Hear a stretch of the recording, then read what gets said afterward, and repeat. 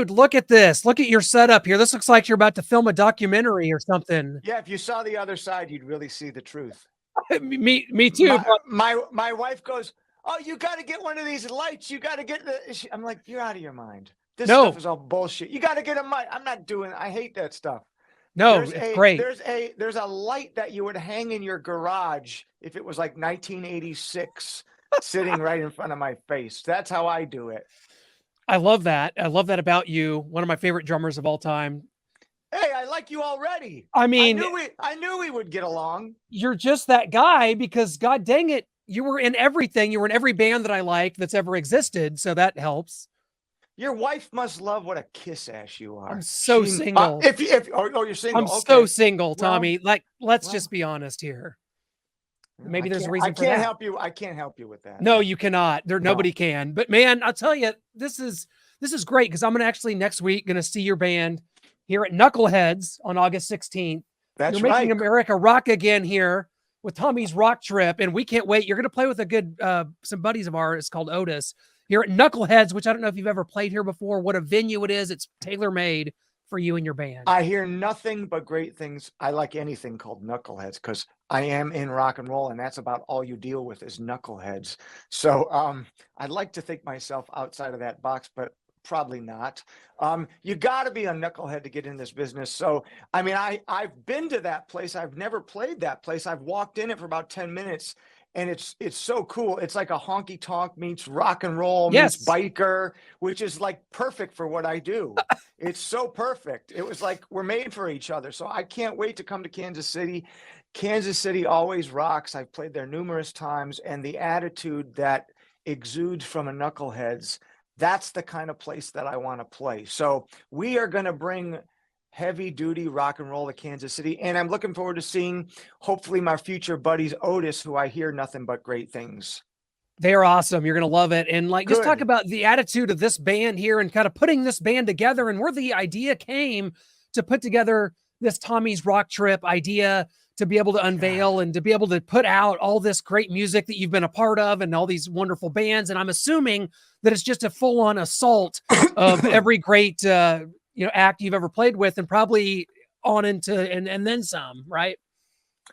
Well, I mean, I've never, ever wanted to put together my own group. It just came out of circumstance, like a lot of people during the pandemic. I don't know if you can see me right now because I'm staring at a picture of myself. There I am. And that was a while ago now. And I did a record during that time. And I go, what am I going to call this thing? I don't want to call it Tommy Clufetos because I just don't like the vibe of, especially a solo drummer thing. It's weird. And I go, I'm like, what do I want to do here? I like the music that I like. I want to play the music that I like. So it's kind of like my trip of rock and roll, not like take a trip with me, kind of like what I dig. It's my rock trip. So it's all the things that I love, whether it's, you may not quite hear it in the music, but I do. I'm from Detroit, so there's a lot of that Detroit hard rock influence, which is my favorite stuff. But all great Detroit rock is based somewhat in the blues, and it comes from there. So I was weaned and I was raised on these kinds of older rock and roll art forms, and I think that kind of definitely seeps its way into what I'm doing. I have a certain style and a certain attack that I want to give people that I grew up playing that way, and most of the artists that I've played for play that way, and I think it's kind of a dying breed. So hopefully that's what I'm going to bring the people, because when I watch the music that I love and the music that I get off on and music that I, when you're surfing through YouTube, you're watching the old videos of back in the day and people are going, yes, give me more. You just you feel an excitement there because I connect it with the energy that the band's giving to the audience. Bands were younger and hungrier before all these gazillions of dollars came into play. And there was a fight in there, and I have a fight in me to survive, to support my family. And to get ahead, and it comes through my music. So I think you're going to feel that when I play at Knuckleheads, and it's in the music that I do because it's how I was raised, it's how I was born, it's how I've played drums. If anybody's ever seen me play drums, I think they can, though they may not know who I am, but they go, whoa, that dude's giving it up. I work for my money, put it that way. And I hope to give people, if they buy a ticket and come to see the show, I want to give them their money's worth. Whether there's 10 people there or 10,000 or 100,000, I've always beaten my brains out for the people. For myself first, for the artists that I play for, and the people. I want to give it my all. The first time I was ever really exposed to you was on Ted Nugent's Full Blendal Nugety DVD. And I was blown away because, we're like around the same age, but it seems like you've been around forever. I haven't. I'm relatively new to all this. Stuff makes me feel so old. I know. Like what you're talking about now is now like vintage. 20 years ago. Yeah. More than that. And more than 20 years ago. Yeah. That rhythm section is the most powerful thing I think I've ever heard in my life, because I was real familiar with Tommy Aldridge and Marco Mendoza playing with Ted. When you came into that fold and I saw that DVD and I was like, in like Ted Nugent in that part in Stranglehold where he says, "Boys hit me." It's always been my favorite drum bass moment ever in a song. And that is so powerful to this. It's like sticks in my mind. So obviously you played with Mitch Ryder. Ted Nugent's heavily influenced by Mitch. Is that kind of how you got the gig and like coming in there, taking the seat? Tommy Aldridge, such a legend. And like you not only took the bull by the horns, but my God, to me, you and Marco, one of my favorite rhythm sections of all time. Well, thank you very, very much. And it was my honor to play for Ted. How did it? I was playing for Mitch Ryder, but the gig didn't come through playing for Mitch Ryder. I did gigs around Detroit with this guy, Alto Reed, who played sax in Bob Seger's band for almost Bob Seger's whole career. He's a legend in Detroit. God bless him. He passed away. And he was so nice to me in Michigan. He would use me on different gigs and stuff like that. And Ted was doing a movie soundtrack, and Alto Reed called me to play drums with Ted on the movie soundtrack. That's how I got connected with Ted. And I'm sure this kid plays for Mitch Ryder. I'm sure that didn't hurt, where you go, oh, he plays for Mitch Ryder. Maybe he's okay. Bring him on, kind of thing. So everything kind of like,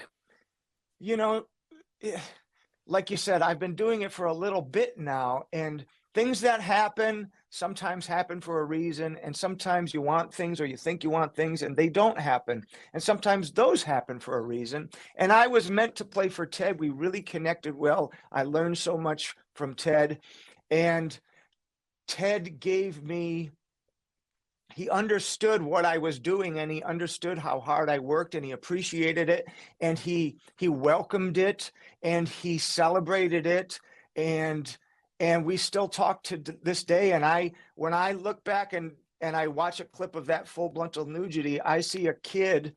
I didn't think I was a kid, but I was a kid, and I was beating my brains out, and I'm very proud. I mean, it was a tight band. Ted always has great bands, but we were on fire, and I was on fire. I'm 20 or 21, and I'm pounding, and I haven't changed.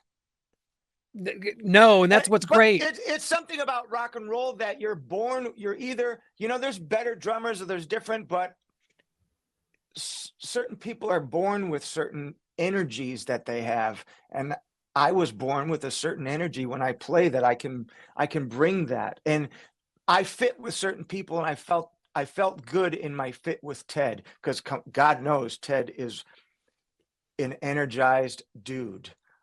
On stage, off stage, and he demands the best, and I want to give the best. So we really connected, and I really look up to the guy, and he was a great, great person to play for. I love that. And Ted was just on this show about a month ago, and like he makes you as an interviewer raise your game. You can't just come into it going, "Ted, nice, it's great to have you. No. You're on tour. This is great. Like, talk about the tour." Like, oh my gosh, you got to be ready to roll. And I felt like it raised my game as a podcaster. He gives you the same respect he would give CNN.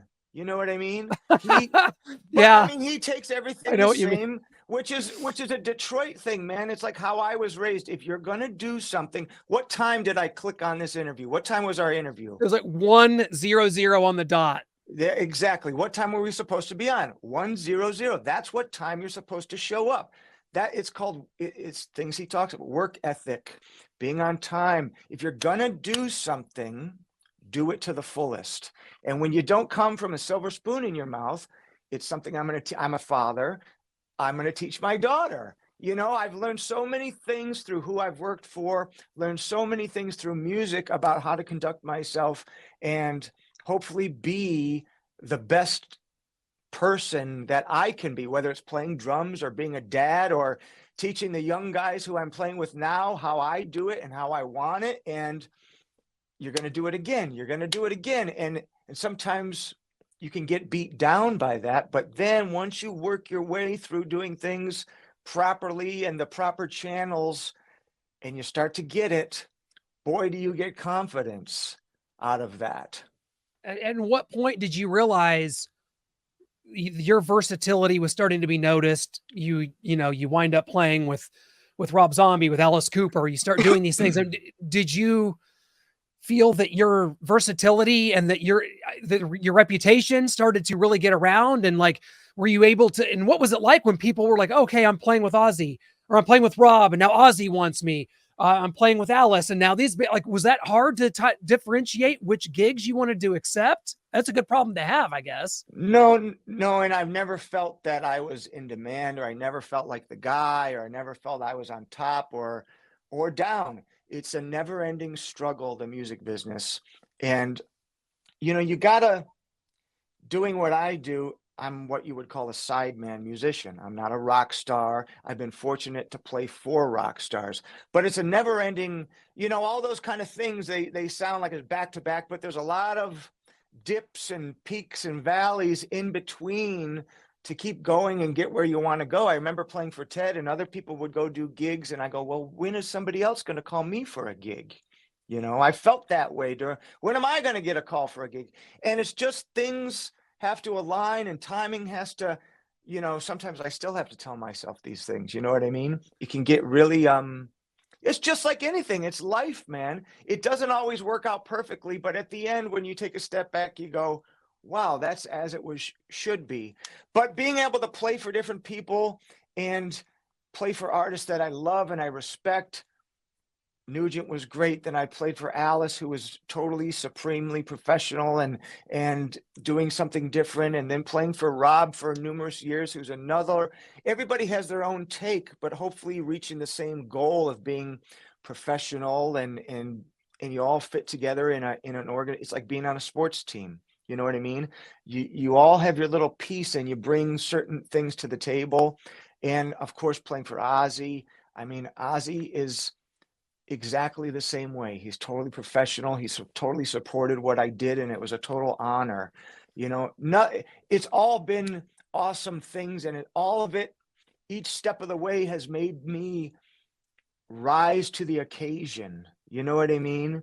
And that's what I want to. I want to rise to the occasion, and then some. And my thing that I say, my goal is always to be. I want to be the best drummer or musician that these guys have ever had in their band, where they go, wow, fuck, is he ever going to stop? Does he ever let us down? And the answer is going to be no. That's what I'm after. I'm not saying it's going to happen, but that's my goal. I want people to go when I'm in their band, fuck, we missed, pardon my language, damn, keep it up, you got it, it's all good. I want them to miss me. That's what I want, for positive ways, because I work hard and I like being noticed for working hard. I don't need an award from some drum magazine or any, that doesn't fill me up. But when somebody goes, damn, man, thank you. You give it all you got. That's what I'm after. Well, you mentioned sports, being part of a sports team. You're from Detroit. I got to ask, I mean, are you a Lions guy? This is a team that's on the brink. Guy, man. Not at all. No sports teams. No, I was talking about this. We're doing some rehearsals right now for my few gigs that I have coming up with my young guys. And we were discussing things. It's fun talking to younger people a little bit because it keeps me youthful. Younger people, you're young yourself. Well, I'm not 20 anymore, and these guys are in their 20s. But it's like we're talking about the internet stuff and all this kind of crap, and I'm kind of old school. I shy away from it. I'm not very comfortable, and I just don't like I don't enjoy doing a lot of self-promotion. That part of it, I'm not really a fan of. I like the old school way when there was a little mystery. But now there's a new breed of musician that this is where the platform is, there's hot musicians that are on Instagram and they play for Instagram. And I'm talking to my young guys going, yeah, like even my daughter says to me, Dad, you can't do anything else. All you do is play drums. Like that's the only thing Dad can do. And it's kind of like a joke. Well, you can't do that. Dad can just play the drums. And it's because that's all my goal was my whole life. I was never into sports really. I played as a younger kid, but I focus on what I do. And today that's really being a dad and playing drums and supporting myself through that. So it's really been blinders on my whole life. Wow. And maybe to a fault sometimes, but I know no other way. I don't go to sports games and have beers. Sure. I don't hang out with dudes, and I don't do that. You know what I mean? I like to get in the room with the three guys and jam, or working on the next tunes, or I've done the same thing since I was a young kid. I kind of envision certain things of what I want to do and sit behind the drums and practice or put on artists that I may want to play for. And sometimes you can make those things kind of appear, and it may take 20 years or 25 years. That's, it starts when you're a little kid. So it doesn't start on Instagram, or it didn't for me. So that's where I have this kind of weird thing that, But you have, you do have your Facebook, Tommy's Rock Trip, which is where I want to send people to make sure they know the dates and stuff like that. I have all the stuff, but I'm just not a fan of being involved in it. Sure. It's a great tool to let people know what you're doing. But I'd rather be playing than film. Like I see some of these guys, they must spend 8 hours doing a video for their thing. 8 hours, what are you doing? You should be practicing. That this is so refreshing, and you're someone that I've always looked up to. So to be able to get to know you in this way is really awesome. And I appreciate the attitude. And you're right. There is a Detroit mentality here. I mean, when you're growing up, is it just as simple as you grew up in Detroit and you're listening to the MC5 and Alice Cooper? And I mean, is that as simple as it got for you as far as No, it influences got go? much deeper than that. My dad and I grew up with my dad was a musician, and my uncle was a very serious trumpeter in New Orleans, and they taught me about blues music and jazz music and songs and dynamics, and I started playing it as a young kid in my father's band, and you would play a gig 5 sets a night, and you get, I'm a young kid, and you get home at 4 a.m, and after the gig you're riding home and it's snowing and you're lugging your gear and you're talking about the gig, and you're getting told what you did wrong or what you need to improve on, and every day was a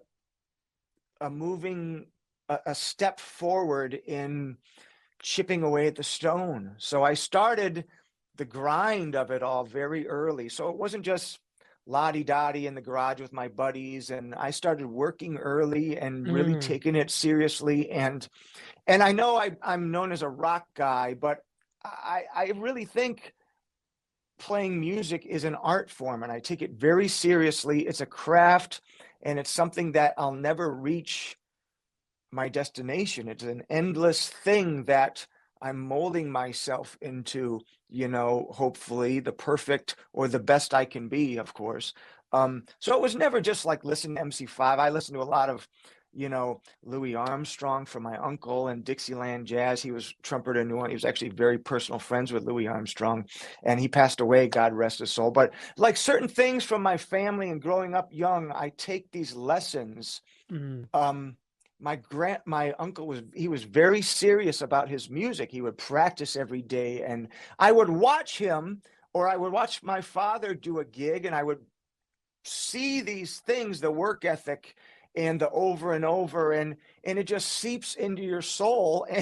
And here I am talking about it, and that you are what you are, you know what I mean? And it is a Detroit thing, but it's how I was raised, and it's how my parents taught me. It's my mother cleaned houses, and I saw her getting on her hands and knees to scrub people's floors and work hard so we could have nice shoes and go to nice schools. And I work hard so my daughter can go to nice schools. And it's all hopefully what your parents teach you. And that's the biggest lesson, as corny as it sounds. In my group right now, I got 3 nice young dudes, JT, Max, and Victor, right there. Look at those handsome devils. And they're nice. They're nice, young, polite. They show up on time. They work hard. And that's why I have them around me. You know what I mean? And they have the right attitude. And we're working together to try to create this sound, and it's happening. I think people are really gonna be blown away if they come out to Knuckleheads August 15th. We are gonna tear it up, because I've been pounding these dudes on the right way to play music, and they take it, man. We go over and over and over and over, and we play with our guts, and we play with our souls, and we play with our balls, which I don't see a lot of that out there. There is no pre-recorded anything, for better or for worse, whatever floats your boat. But this is totally old school guitars, amps, and drums, and we're just going to rip your faces off. Well, I'll be there. You sold. I'm sold. But I listen to all the MC5s. I love Bob Seger. I love all the Detroit music. I love the Motown. And when I was coming up, we would play gigs with the Temptations, that you would watch, and you'd see all these Detroit guys and black drummers playing in a different style. And I would watch, and I would learn, and you'd learn about tightness and how to break it down, and dynamics, and all these little different things that growing up where I did, or the experiences I feel they've lend me to be ready when a Ted Nugent calls, when a Sabbath calls. And I know how to read. I'm not the greatest drummer in the world, but I do think I'm a really good band drummer. And I know how to read a front person, or read band members, and feel things that are going to be coming up. And a drummer's job is to feel those things and signal to everybody, here we go. So you're working in conjunction, kind of like a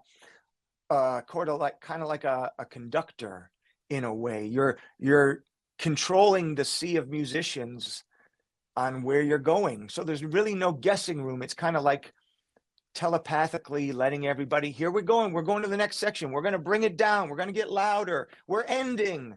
And the only gripe I have with all this Instagram stuff, and you don't learn those kind of things because you're playing by yourself.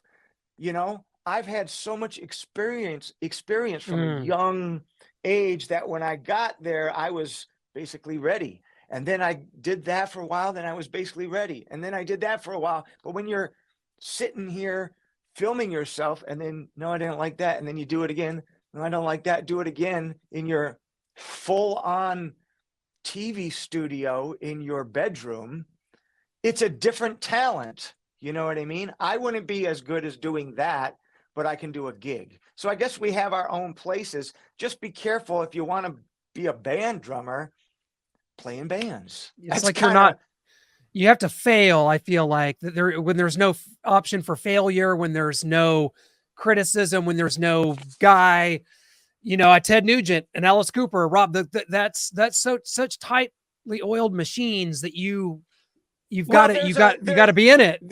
You have to do it now. It's happening now.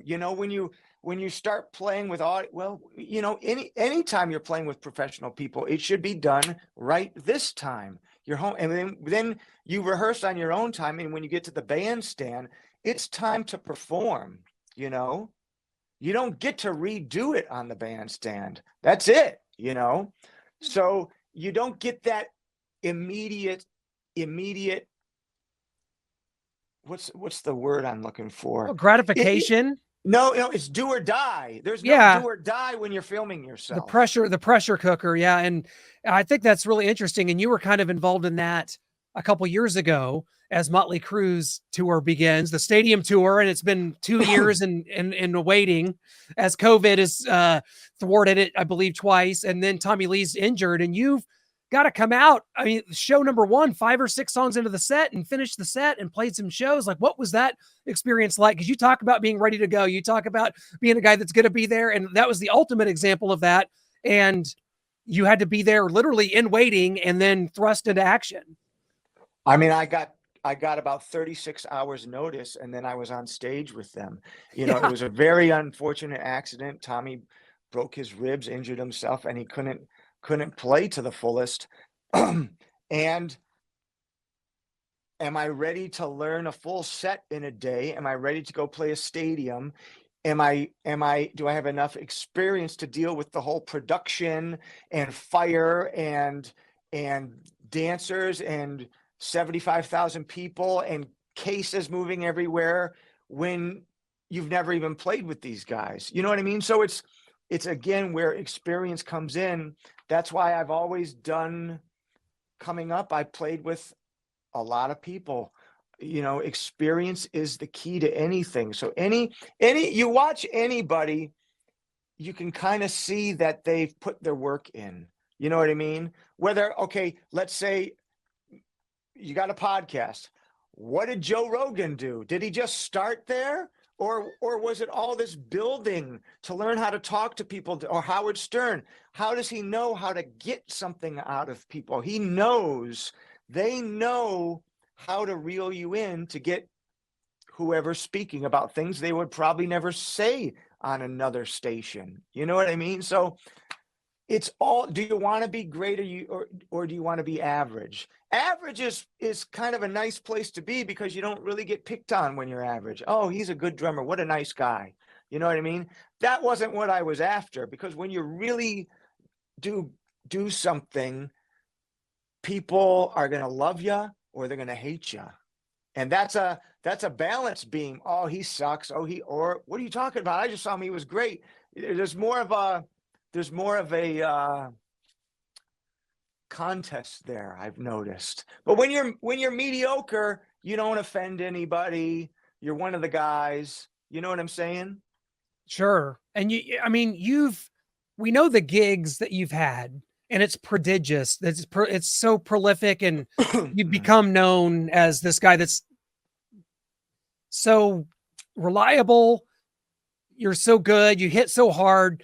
You fit in with anybody. We know this, but is there a gig or something that comes to mind that you didn't get, that like you really wanted that one and it didn't happen?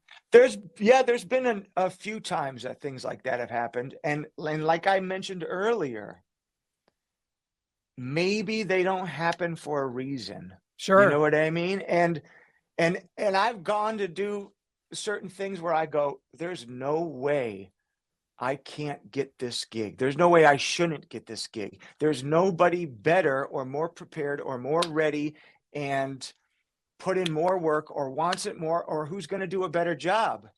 And that's just me being truthful with myself. Like, I know what I do and I didn't get the job. But that's life. You know what I mean? Sure. What do you do at that moment? You keep rocking, because sometimes there's a fit that maybe you don't see that doesn't fit. Maybe some people can maybe be, when you come in, some people love when you come in ready and they go, this no brainer, he's ready. Or maybe people could feel it can make them feel funny when you're so ready. When you're playing with somebody who's so, I'm not asking questions. I'm ready. You know what I mean? So maybe that attitude doesn't fit with everybody either. And I have to be willing to accept that too. Sometimes people get along with taking it slow and let's work our way into it. I don't really go that way. I do my homework and I come in, my natural tendency is to come in ready to play a gig. Because to me, I'm like, if I'm going to go try out for something, I'm going to go, don't you want to see, see as if we're doing it tonight? Right. Wouldn't that be? Of But course. music is a sports. If you score more than somebody, you win. Music is a little more subjective than that. Yes. There's minds that come into play. There's feelings that come into play. There's egos that come into play. So yes, there's been things that I've gotten that I've wanted. There's been things that I haven't gotten that I've wanted. And sometimes you realize maybe it takes 10 years later where you go, oh, wow, I wasn't supposed to do that. And now I see, like I mentioned earlier. So yes, I'm not going to get into names or Sure. maybe you go, or time goes on and they pick somebody else and you go, you know what? He was the right guy for that. You know what I mean? Or you go, I still don't fucking get it, you know? But everybody has to deal with those things in life. It's just not a music thing, but you got to learn to just pick yourself and move on too, and keep plowing through. And you can only do your best or the way that you believe it should be done. You can't second guess your strategy either. You know what I mean? Because those kind of things, because they're so emotional, it can make you, well, am I doing it right? Am I okay? Is learning all the songs perfectly doing it right? Is showing up on time? Is like knowing every song of their catalog and every tempo and every minute detail of what they're doing? Is that the right way? Or is it not? Well, of course it's the right way. You know what I mean? Of course it's the right way. Of So course. you But just keep doing what you do. Tommy, incredible. This has been And just a, I just like to discuss those things for younger people, because yeah, it's a thing of up and down, man. And when you look at people talking about, I love the music business. I love the craziness. It's fun when it's crazy. It's not always easy, but if it was easy, it would be no fun. You know what I mean? none. The struggles are the cool part, and then overcoming that's what really gives you the jolt. You know what I mean? So, but young people, you got to know that you're going to get chastised and you're going to feel, it can make you feel small, but you got to believe in yourself and believe in what you do. And if you believe, then things are possible. Oh, If you have second doubts about what you're doing or whether you should really be there, then maybe you should look somewhere else of something else to do. It's really not for you. Tommy, can't tell you how much I've enjoyed this and this perspective, and it's definitely gone Wait, on we're a done level. already? I got No, about 80,000 more things no, to no. talk about. I got a final four drum roll for you, which is our four quick questions, and this is You got perfect it. for you. Hit me. Chris Slade was on a couple weeks ago, drummer from AC/DC. So Sure. when I give the final four drum roll, it's better when it's a drummer. So here we go. Okay. Obviously you grew up a musician. You're from the time you were a little kid. You were around bands. You were at concerts. But what is the first like rock concert you remember attending that you were like, I want to fucking do this? Gosh, that's tough for me because my father took me to great rock and roll. Chuck Berry, Little Richard, Jerry Lee Lewis, James Brown, all these Unreal. guys we would go see. And I still think of these things today when I would see Chuck Berry just walk out on stage and nobody, like it's 8 o'clock and Chuck Berry's supposed to be on stage, but nobody else is ready. But he just walks out on stage and starts playing and nothing's even on. And you go, whoa, see, that's principle. People thought Chuck Berry was an asshole, which maybe he was, but in defense to him, it said 8 o'clock. He's there at 8 o'clock. He's supposed to be playing. He's doing his job. You know what I mean?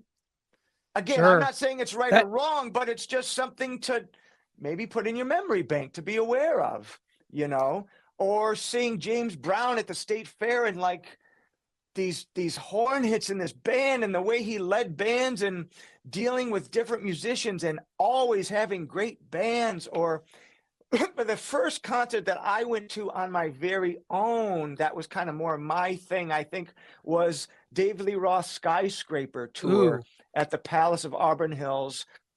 And I remember going to that. It had the boxing ring and the Yeah. surfboard, and just the band was on fire. And there's another guy. It's like I gravitate to those guys who they're these I say character because I think they get a bad rap, but it takes somebody who's a character to be creative and be on fire with music. And I remember the band being awesome and the show was awesome and it was so put together and so professional and knocks you on your face. And yeah, so there's my answer. That is awesome. That covers a lot of ground. And long-winded answer. I was thinking that no matter, it would have to have been a show somewhere at Cobo Hall, but that was a little before it was one of the first shows at the Palace there, which is no longer there. Because that was like brand new in the late 80s. I think it was like the second show they ever did there. I think the first was Bill Cosby. I think because I had a poster from it or something. Amazing. How hard has it been, question 2, to formulate a set list for Tommy's Rock Trip? How difficult has that been? And do you have one like nailed down yet? Oh, absolutely. Yeah, we've done a few gigs, but we'll be doing a bunch more here. It's not hard. I'm pretty good at that stuff. I'm pretty good. Again, I've learned a lot through playing for other people. So I feel that I've learned how to put together a good rock and roll. No, I know how to put together a good rock and roll show because I've learned from greats, man. I've played in great bands. It's not screwing around, and I'm a sponge. I know I'm talking here, but when I'm playing for people, I'm a sponge and I've learned to watch. Sometimes you just don't do anything. You just watch and you can learn just as much as doing. So, like we say, like sometimes you got to fail. Sometimes you can not fail and you can watch other people fail, and you can put that in your back pocket just by watching and being quiet, certain things. Don't speak unless spoken to. Your parents would teach a lot of little things that are the most basic things can get you through in the music business to the next level. It's just not this. It's a lot of this. Remember, like Apollo Creed, be a thinker, not a stinker. There it is. You're speaking my language now. I know Rocky 1 and 2 are my favorites. But the set list was not hard to put together. It's slam bam, and there's a couple little valleys in there, but then we bring it back, and then you're going to be, what the hell just happened? So I do guarantee you're going to get your money's worth if you come out to Knuckleheads. That is 100%. And I live 10 minutes from it. Can't wait to do it. So if you live around here, I mean, the show is on a national level, but if you're in Kansas City or you're in the area, come to this show. Because I interviewed Otis last week, and I'm like, who are they playing? I'm like, oh my God, that Tommy Clufetos is like his band. Oh my God. Like that's when I contacted you. I'm like, I got to get Tommy on because we got to make this big rock. I look forward to seeing you at the concert too. And the guys, Otis, you are going to get an arena show in a small, sweaty setting. And I love that venue so much, but, okay, we got 2 more quick ones. You can play one set as a drummer with any band of all time, any musician, living or dead. Who are you playing with for that one set? God, there's a lot of them. There's a lot.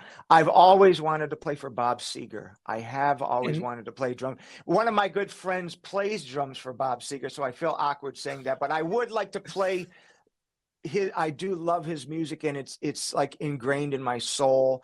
I would have loved to play for Hendrix. I would have loved to play for AC/DC. I mean, there's endless things I would have loved to do. Elvis, Ronnie Tutt, if anybody is familiar. I mean, I just heard like a live version of Suspicious Minds, and the drumming was like so ripping. He was like one of the first double bass dudes. There's so many great things, but you can't do everything. You know what I mean? Clearly. Or can you? Or can you? You've tried. You've pushed the boundaries on that. So one of my buddies, I was on tour somewhere, and my buddy go, well, who are you going to play for next? Led Zeppelin? And I go, well, why not?